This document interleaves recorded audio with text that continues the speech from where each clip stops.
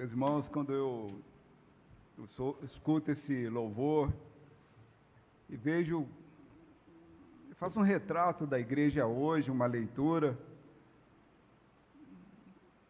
eu vejo que o sacrifício de Cristo foi muito intenso e nós, como igreja, não temos correspondido à altura. A sensação que eu tenho é que Deus não merece essa resposta. Nós deveríamos ser mais do que somos como cristãos. Deus não merece. Sem merecermos, Cristo morreu na cruz por nós. Muitas vezes nós não valorizamos. De tanto repetirmos esse fato, Cristo morreu na cruz, sacrificou o seu sangue por nós, parece que nós diminuímos a intensidade do valor que isso significa para nossas vidas. Que Deus possa, na sua infinita bondade, continuar tendo compaixão de nós. Amém? Meus irmãos, eu gostaria de compartilhar um texto, uma reflexão com os irmãos, se preparando para a ceia, com base em Mateus, capítulo 26. Vamos ler do versículo 26 a 30, Mateus 26, dos versículos 26 a 30. A ceia do Senhor, a última ceia que Jesus Cristo realizou com seus discípulos.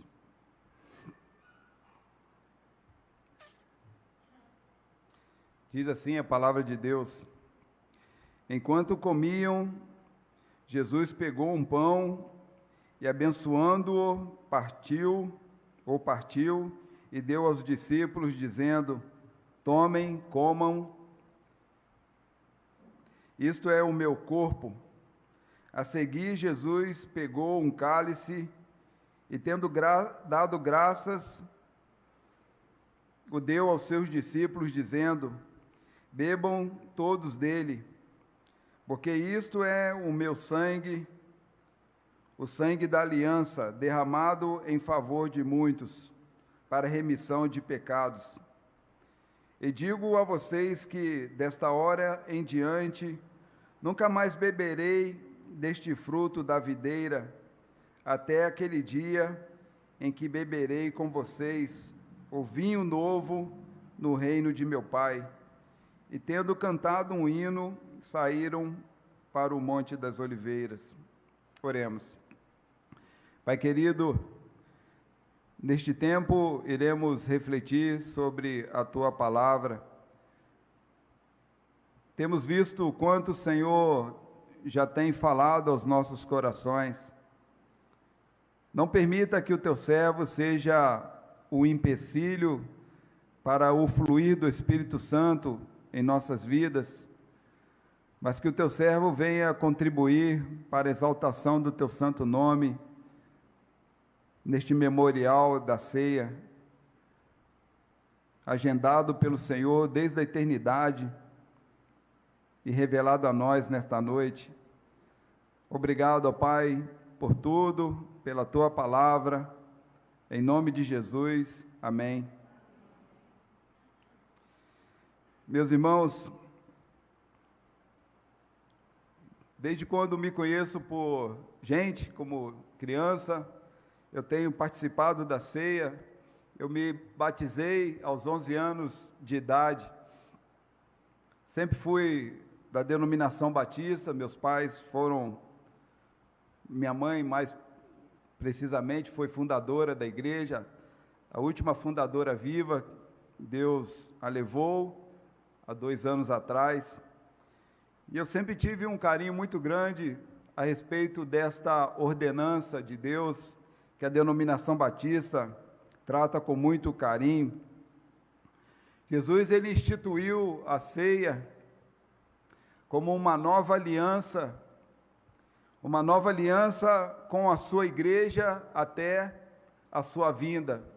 Jesus Cristo veio ao mundo uma vez e ele promete vir 2 vezes. Essa segunda vinda é a razão de estarmos aqui. E por isso, enquanto ele não retorna, Jesus ele criou um novo formato para a ceia judaica. Uma ceia que acontecia na Páscoa. Aquela noite foi a última Páscoa de Jesus. Ele instituiu um memorial. Um memorial restrito apenas para os seus seguidores. Daí a razão de nós chamarmos a ceia do Senhor, a ceia do Senhor Jesus, para os seus seguidores. Estrategicamente, Jesus instituiu esta ceia. Ele instituiu este memorial exatamente no final da Páscoa, no final da ceia da Páscoa, a Páscoa judaica. Era uma ceia tradicional que lembrava o sacrifício de um cordeiro sem defeito,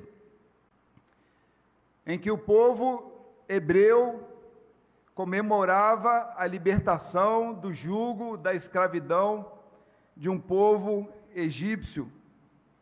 O Império Egípcio teve como cativo o povo hebreu por 400 anos, e aquele povo sofreu na mão daquele império. Irmãos conhecem bem a história. E no início do versículo 26, aqui diz que enquanto comiam, Jesus esperou o momento do término daquele jantar. Antes que retirasse a mesa, ele então vem com um novo formato de ceia. Se os irmãos lerem o capítulo 26, e vão entender um pouco a cronologia até Jesus chegar a este momento exato no final daquele jantar. No versículo 2, ali, os irmãos podem ver depois com calma, ele já preparava o coração dos discípulos, dizendo que daqui a 2 dias será celebrada a Páscoa, e o Filho do Homem será entregue para ser crucificado, já preparando o coração dos discípulos. Jesus, administrando o tempo, mais adiante no próprio capítulo, no versículo 18, ele também fala em relação ao tempo. Ele diz: o meu tempo está próximo, e em sua casa que celebrarei a Páscoa com os meus discípulos. O meu tempo está próximo. E no versículo 26, como nós lemos, ele diz: enquanto comiam, Jesus então, antes de retirar a mesa, ele pega o pão, ele abençoa o pão e ele parte o pão. Foi estratégico aquele tempo, foi estratégico aquele momento, porque a partir dali mudaria toda uma história em relação à Páscoa, em relação àqueles discípulos que eram seguidores de Cristo. E essa história perpetua-se ao longo dos séculos e séculos, e hoje acontece da mesma forma. Tudo a seu tempo, tudo no seu tempo determinado. Jesus sabia que aquela hora era a hora de desconstruir tudo o que se falava a respeito de tradições. Aquilo que os hebreus, os judeus faziam, era apenas uma figura daquilo que haveria de acontecer com o verdadeiro propósito de libertação que Deus tinha para o povo. Não uma libertação física, mas uma libertação espiritual. No versículo 27, diz assim: a seguir, Jesus pegou um cálice e, tendo dado graças. Jesus também, ele toma uma atitude, além do partir o pão, ele pega o cálice e ele dá graças por aquele cálice. Aquilo era um costume do povo judeu. Na Páscoa, eles chamavam o cálice de bênçãos. Jesus propositalmente dá graças àquele cálice, para que todos os olhos estivessem fixados em Deus, porque certamente ele dava graças a Deus. Jesus estava chamando a atenção dos discípulos pelo fato de que Deus agora estaria também participando daquela celebração. Por isso o fato de nós sempre darmos graças pelo alimento, nós estamos chamando Deus para participar desta celebração diária que fazemos em nossas casas, onde quer que estejamos. Com esses dois atos preliminares, o fato de Jesus abençoar o pão, tal qual o ato de dar graças pelo cálice, Jesus, portanto, a partir daquele tempo, estabelece uma nova aliança, como disse, um novo formato de ceia judaica. Agora torna-se uma ceia cristã. Ele transfere o simbolismo do pão repartido. Esse simbolismo do pão repartido agora vai se tornar o seu corpo. Corpo que em poucos instantes ele irá permitir ser retalhado e suspenso em uma cruz, para um propósito: pelos pecados do mundo. Assim como ele transferiria o simbolismo do cálice ao seu sangue, que ele permitiria ser derramado na cruz para a remissão dos pecados do mundo, pelo perdão dos pecados do mundo. Agora Cristo ele está assumindo a autoridade da Páscoa. Ele agora está dizendo que a Páscoa agora se torna o seu próprio sacrifício, tornando o pão em seu corpo rasgado, o seu corpo dilacerado, tornando o cálice no sangue derramado na cruz. De diversos elementos, a Páscoa agora passa a ter dois elementos: o pão partido, representando o seu corpo dilacerado, e o cálice representando o sangue de Jesus derramado. Precisava haver um sacrifício. Por isso que Paulo, em 1 Coríntios, capítulo 5, versículo 7, no final, na segunda parte do versículo, ele diz: pois também Cristo, nosso Cordeiro Pascal, foi sacrificado. Cristo, nossa Páscoa, foi sacrificado por nós. Cristo assumiu a Páscoa para si. Cristo assumiu a Páscoa para a sua igreja. O sacrifício de Cristo aboliu todos os outros sacrifícios legais de propiciação que havia no Antigo Testamento. Esta celebração da ceia trata-se de uma libertação muito maior do que aquela que aconteceu em relação ao povo hebreu, que viveu 400 anos oprimido pelo povo egípcio.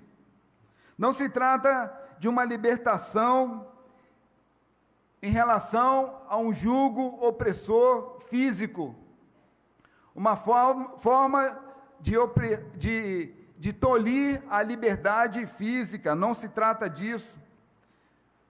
Cristo está fazendo algo aqui, está fazendo algo muito maior, muito mais sublime.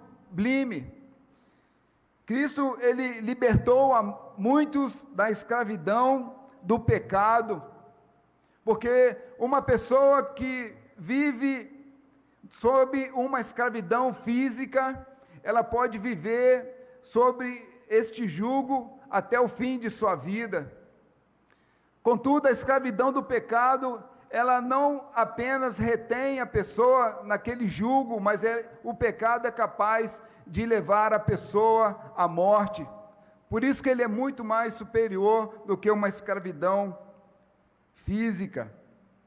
Jesus, ele nos libertou e nos reconciliou também como seres humanos que estavam separados de Deus. Reconciliou o homem com Deus com a sua promessa de salvação eterna. Jesus foi o sacrifício substitutivo, perfeito e o único aceitável por Deus. Vale a pena nós abrirmos as nossas Bíblias, lá em Romanos capítulo 3, versículo 25, que fala um pouco do que significa propiciação, lugar de propiciação, a quem Deus apresentou como propiciação. Esse termo Paulo usa como um lugar de propiciação, se referindo a Jesus, um instrumento de propiciação, a quem Deus apresentou como propiciação no seu sangue, mediante a fé. Deus fez isso para manifestar a sua justiça, por ter Ele, na sua tolerância, deixado impunes os pecados anteriormente cometidos. Na sua tolerância, por causa da propiciação, deixou-nos impunes, por causa dos pecados que cometemos diante de Deus. Em outras palavras, Jesus, que era o ofendido, ele procede-se misericordiosamente com seus ofensores. Deus, que foi o ofendido, tem uma atitude de misericórdia com as pessoas que o ofenderam, pecaram contra ele. O ofendido, que motivado pelo seu infinito amor, pelo amor da Trindade, morre pelos ofensores, para que sejam reconciliados com Deus através do dilaceramento do seu corpo e do derramamento do seu sangue. Propiciação é alguma coisa que leva alguém a perdoar uma ofensa recebida. Por causa da propiciação, Deus nos perdoou pela sua infinita misericórdia, pelo sacrifício de Cristo. Conforme o versículo 28, diz assim: porque isto é o meu sangue, o sangue da aliança, derramado em favor de muitos para remissão de pecados. Jesus derramou o seu sangue em favor de muitos. Aqui no texto não diz em favor de todos. Mas por quê? Será que Cristo derramou o sangue porque ele foi seletivo? Não, porque muitos não aceitariam esse sacrifício de Cristo na cruz. Ele derramou o sangue de muitos para que houvesse um genuíno significado para a remissão de pecados. Por isso, na segunda parte do verso 22 de Hebreus 9, diz assim: e sem derramamento de sangue não há remissão. Para que houvesse um verdadeiro e eficiente perdão de pecados, precisaria haver derramamento de sangue. E esse sangue precisaria ser de alguém puro, alguém que não tivesse pecado, alguém imaculado. O seu corpo foi dilacerado, rasgado, para que derramasse seu sangue, mas nenhum de seus ossos foi quebrado. O sacrifício perfeito. Essa figura do vinho da nova aliança, do cálice, ou seja, talvez o suco de uvas, é uma forma de sangue figurada, é uma forma metafórica de falar o sangue que nós usamos como elementos. No versículo 28, quando ele diz o sangue derramado de Jesus na cruz, ele fala que isto é o meu sangue. Quando ele pega o cálice, talvez ele apresenta, isto é o meu sangue. O sangue da aliança que eu estou fazendo com vocês, da aliança que eu estou fazendo com a minha igreja, da aliança que eu estou fazendo com os meus seguidores, derramado em favor de muitos, para remissão de pecados. Os irmãos percebem como que essa questão de pecado tem uma significância muito grande na vida do crente em Cristo. Cristo doou a sua vida pelo simples fato de remir pecados. Não podemos nos acomodar, nos conformar com o pecado. No verso 29, Jesus usa aquela ceia também para a celebração da sua despedida. Como disse no início, essa seria a última ceia de Jesus. Eles iriam beber, como diz aqui no texto, do fruto da videira. Mas, novamente, Jesus, ele é estratégico e ele fala a respeito do tempo, ressaltando a questão do dia aqui. Ele diz, desta hora em diante, e digo a vocês que desta hora em diante, tudo vai mudar, e de fato mudou. E tem sido assim para nós, o povo de Deus. As coisas mudam quando nós temos uma relação com Cristo. E isso tem um vínculo com o tempo. Quando nós entendemos o propósito da sua morte e ressurreição, de agora em diante as coisas têm que mudar. Não podemos ser os mesmos, não podemos ter os mesmos hábitos, principalmente as mesmas formas de pensar, porque Jesus, ele muda. Eles aqui estão celebrando a transição de uma Páscoa que por séculos acontecia no Antigo Testamento, para agora se tornar, em questão de instantes, numa nova Páscoa, que hoje celebramos, uma Páscoa do Novo Testamento.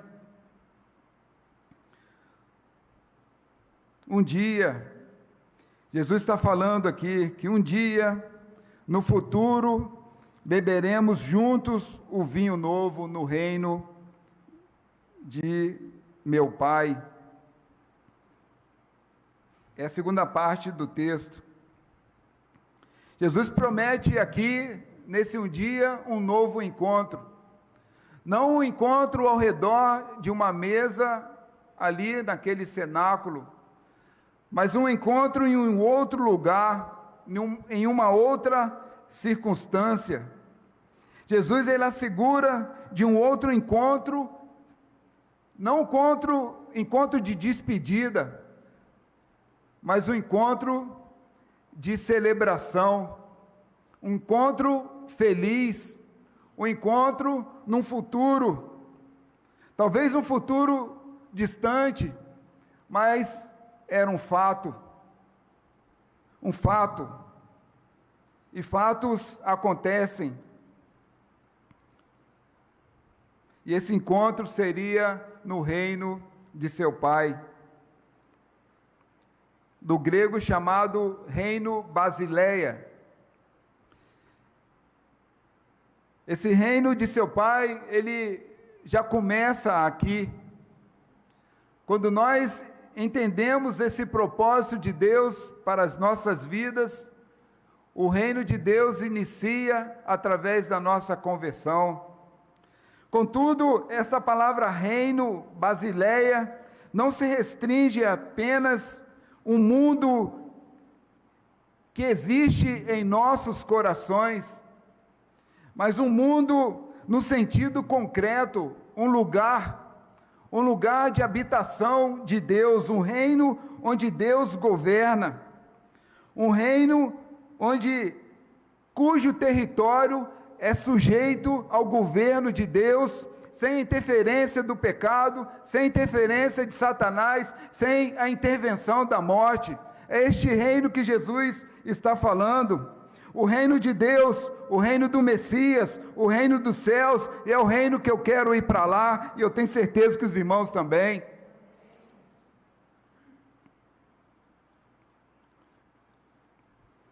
Jesus fala que não mais beberá com aqueles homens, mas somente beberá com eles no reino de seu Pai. E de fato, meus irmãos, se nós fizermos uma pesquisa, uma exegese, uma hermenêutica melhor, um estudo melhor nos textos, adiante, Jesus, não existe nenhum relato que ele havia bebido novamente o fruto da vide, o fruto da videira. Lá em Lucas capítulo 24, versículos 41 a 43, dentre outros textos, diz que ele comeu pão, Jesus comeu peixe, Jesus comeu mel. Em Atos fala que Jesus bebeu, mas não fala que Jesus bebeu do fruto da videira com seus apóstolos, porque ele prometeu que só iria beber o fruto da videira, o vinho novo, no reino de Deus. Concluindo, meus irmãos, a ceia do Senhor é um memorial que celebra o sacrifício de Jesus na cruz. Um sacrifício cujo efeito é remissão dos pecados do mundo, para todos os que creem. A ceia é um propósito de reconciliação com Deus, reconciliação entre nós, comunhão, é tempo de perdão, é tempo de paz, é tempo de alegria. E o mais importante é a esperança de sabermos que Jesus virá gloriosamente um dia para levar a sua igreja. Por isso, em espírito de oração, comamos e bebamos até que, a qualquer momento, Jesus venha na sua parousia e resgate a sua igreja para a glória do reino de Deus, o seu reino. Amém?